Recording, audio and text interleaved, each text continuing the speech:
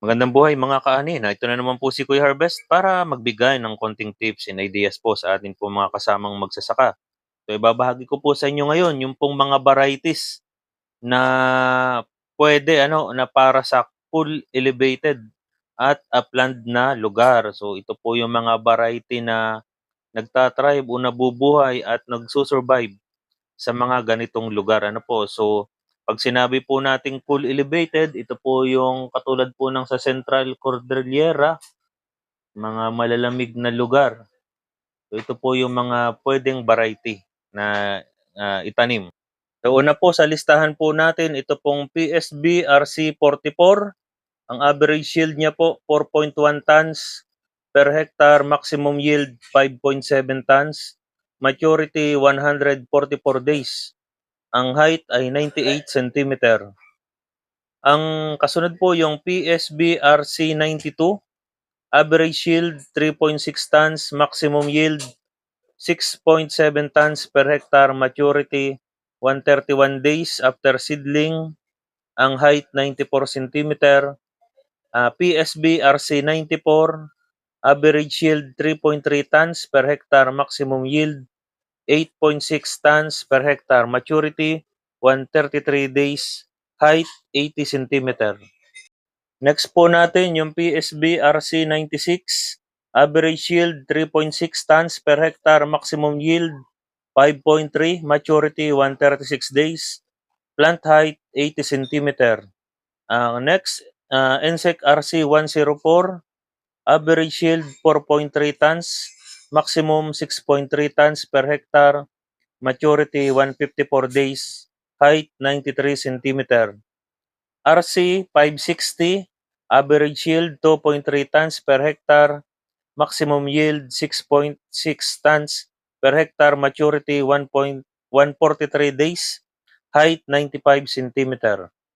Next po natin, RC 562, average yield 4.3 tons per hectare, maximum yield 6.9 tons per hectare, maturity 143 days after seeding, height 97 centimeter. Next, RC 564, average yield 3.8 tons per hectare, maximum yield 5.0 tons per hectare, maturity 143 days, plant height 92 centimeter. At ang pinakahuli po sa cool elevated, RC 566, average yield 2.5 tons per hectare, maximum yield 4.0 tons per hectare, maturity 145 days, plant height 84 centimeter. So napakatagal ng kanilang maturity, ano po. Ito naman po yung mga varieties para sa upland. 'Pag sinabi po nating upland areas, hindi nangangahulugan na sila po ay, tinatanim lamang sa mga matataas na lugar. Ibig sabihin puwede siyang sa mataas na lugar, puwede rin sa mababang lugar.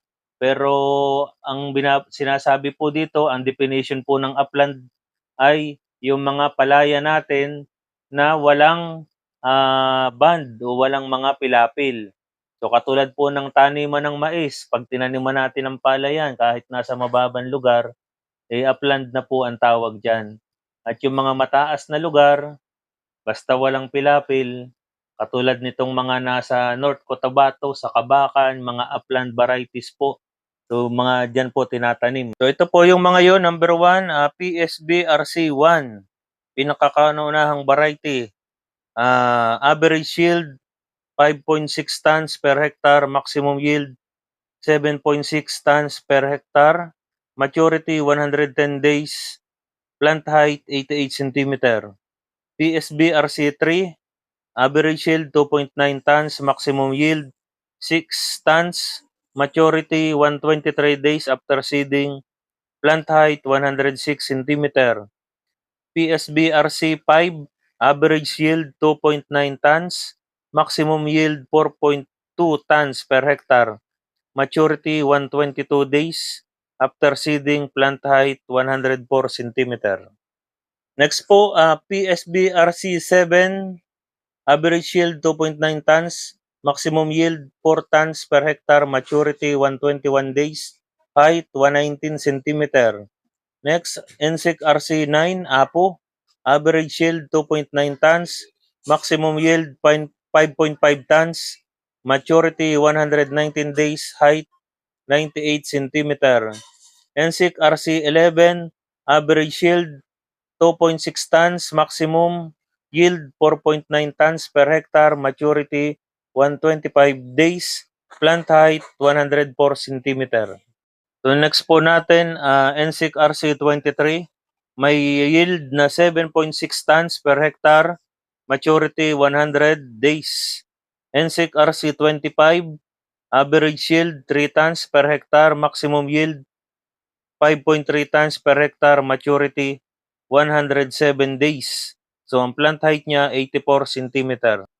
So ang pinakahuli po, NSIC RC27, average yield 2.7 tons, maximum 4.3 tons per hectare, maturity 107 days after seeding, plant height 87 centimeter. At yung NSIC RC29, average yield 2.3 tons per hectare, maximum 3.9, maturity 100 days after seeding, plant height 90 centimeter. Kung mapapansin nyo po, yung huling number sa mga upland variety ay mga odd number, 1, 3, 5, 7, 9, yan. So doon nyo po makikilala na itong mga variety na nilalabas ay upland variety, mga odd number. At yun namang mga lowland variety, mga even number ang pinakadulo nila, like 2, 4, 6, 8, 10, 12, yung mga dulong numero. So doon pa lang sa number ng variety, makikilala na po natin kung upland o lowland. At kapag naman may letter H sa huli, ang variety, ang number ng variety, ibig sabihin ay mga hybrid variety po yun. So yun lamang po at muli po, pa-like, pa-share and pa-subscribe na rin po.